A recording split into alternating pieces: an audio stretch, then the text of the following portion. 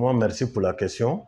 En tant qu'entrepreneur, je saurais ou même en tout cas être en mesure de vous donner quelques situations par expérience. Vraiment pour que l'État puisse impacter, pour que ce problème-là puisse être une réussite pour nous, la diaspora, c'est de faire une large ouverture, une grande ouverture commerciale dans son système pour que le citoyen lambda puisse quand même se contenter du peu qu'il a pour se développer. Ça, c'est dans un premier point. Dans un deuxième point aussi, les investisseurs locaux de la diaspora que nous sommes, qui fouilletons en tout cas l'environnement burkinabé, nous devons être accompagnés. Nous devons être caressés et accompagnés. Ça, je ne fais pas de l'explicité quand je le dis. Je ne fais pas aussi de l'arrogance quand je le dis. Mais quand je dis accompagnement et de les caresser, c'est de permettre de s'installer. Maintenant, vous les laissez dans la concurrence loyale. Un commerçant est un grand concurrent. À chacun maintenant de maîtriser son environnement et de créer vraiment un environnement propice pour développer son commerce. Mais dans un premier temps, pour ceux qui viennent de la diaspora, méritent d'être accompagnés.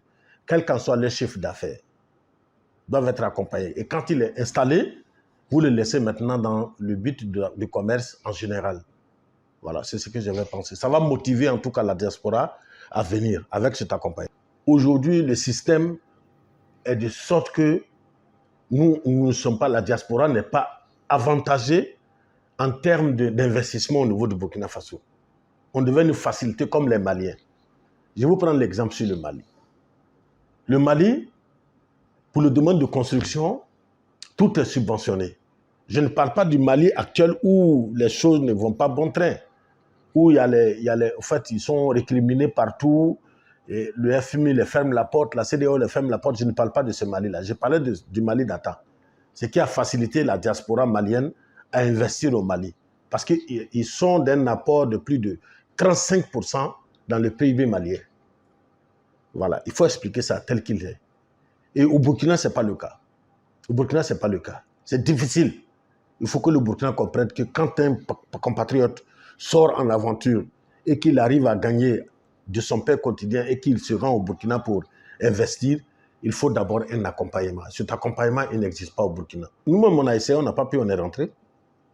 On a essayé, on n'a pas pu, parce que le système... Regarde, prenons l'exemple sur la Côte d'Ivoire. Si le système était bloqué jusqu'à ce seuil sur la Côte d'Ivoire, on n'aurait pas vu ici 6 000 voix. Il est là, ici, ce n'est pas parce qu'il est plus riche que tous les Ivoiriens. Non. Ou bien parce qu'il est plus riche que tout le monde entier. Il ne peut pas être plus riche que les grands investisseurs européens. Mais s'il arrive à vraiment installer ce pôle-là ici, c'est parce qu'il y a eu une dynamique. Et cette dynamique, c'est dans la capacité de l'État d'assainir en tout cas ce domaine pour que les gens puissent profiter. Et chaque Burkinabé de l'extérieur, chaque diaspora qui va profiter serait un gagne-pain pour un Burkinabé. Serait un atout aussi pour le PIB burkinabé. Ça, il faut le dire. Il faut qu'on revoie le système. Sinon, c'est très fermé, comparativement au Mali ou au Sénégal. L'accompagnement ne rime pas forcément avec l'argent.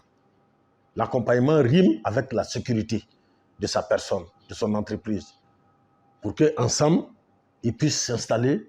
Parce qu'une fois installé, qu'il le veuille ou pas, il ne peut pas gérer seul l'entreprise.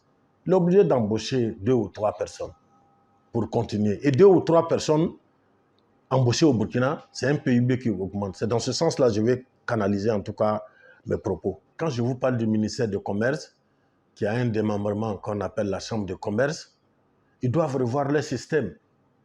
Même le patronat doit revoir son système. Parce qu'ils vont beau faire avec les Occidentaux qui vont venir pour des investissements, uniquement que la diaspora burkinabé hors de Burkina qui fait plus de 20 millions d'habitants. Si je ne me trompe pas sur les chiffres, ils reviennent ne serait-ce que pour investir au Burkina Faso. Vraiment, c'est un gros poids. Il faut qu'ils revoient ce système pour qu'on puisse recadrer les choses dans ce sens. Sinon, tous les Burkinabés de la diaspora auront échoué à cet investissement-là. Et vous le constatez sur le terrain comme moi.